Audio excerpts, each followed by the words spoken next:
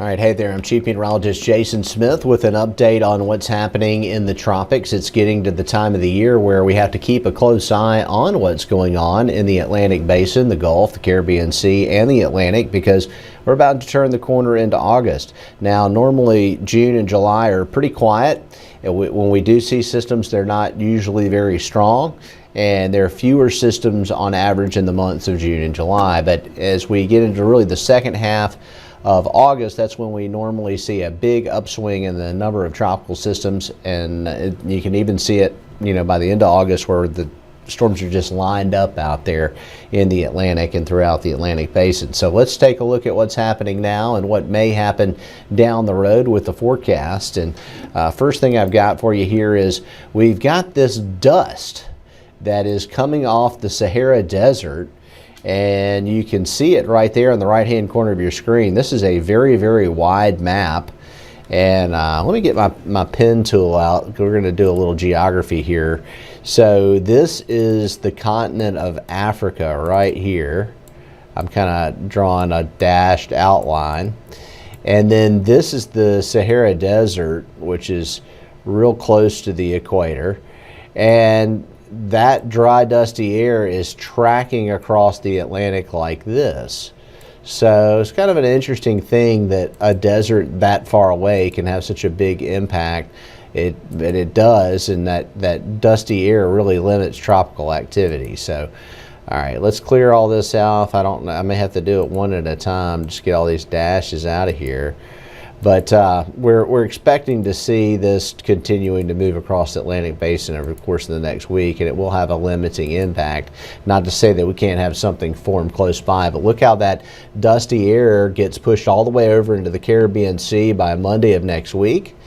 And it kind of mixes out once it gets over into the Gulf, but a little piece of it even into the Gulf a little bit through Friday, and more plumes coming across. So that's what's limiting our tropical season so far. This is how it works. So if you look at the globe, there's the Sahara Desert, and then that dusty air is picked up and carried across the Atlantic.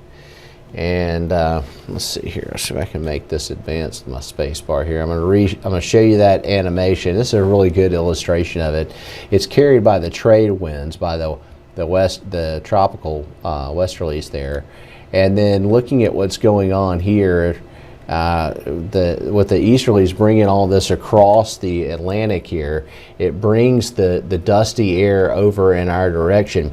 And so if you look at tropical ingredients on the left side, that would be moisture, water temperatures above 80. Those are the things that can get a tropical system going. But if you insert the dry air into it, it reflects some of that sunlight back.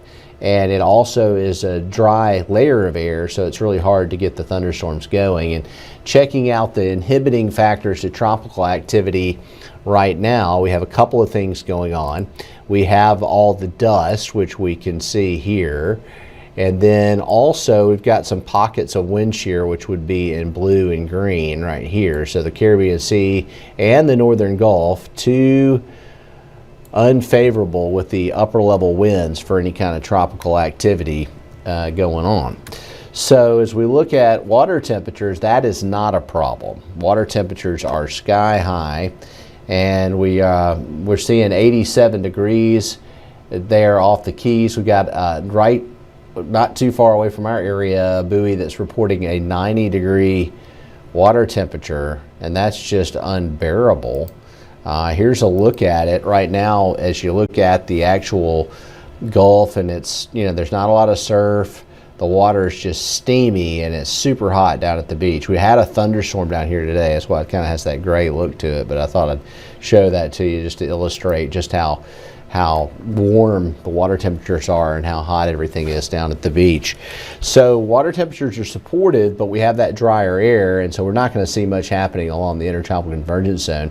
The GFS model does indicate that this stalling front in the Gulf could at least be the focus for some showers and thunderstorms through Sunday. And the European model comes up with a similar idea. It keeps things pretty quiet in the Atlantic Basin. It does bring a pretty robust wave through the northern Leeward Islands by the weekend.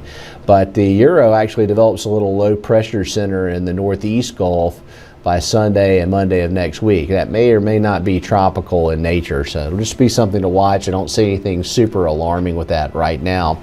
And the National Hurricane Center, interestingly enough, is also going with a dry situation in the tropics over the next 7 days. They're not showing anything significant developing.